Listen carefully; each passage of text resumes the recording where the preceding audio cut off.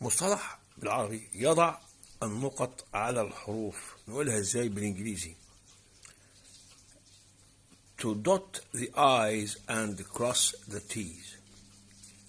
طيب عشان نفهمها تنشرح ازاي؟ الاصل ده بيرجع الى ايام زمان في القرن السبع عشر، لما كانوا بيدققوا في الطباعة، فكانوا بيبصوا على الاي والتي. الفرق بينهم طبعا لو ما تحطش عليها النقطة صح او التي صح او الشطة بتاعت الدي صح، يعمل ميكسينج في القراءة، يلخبط.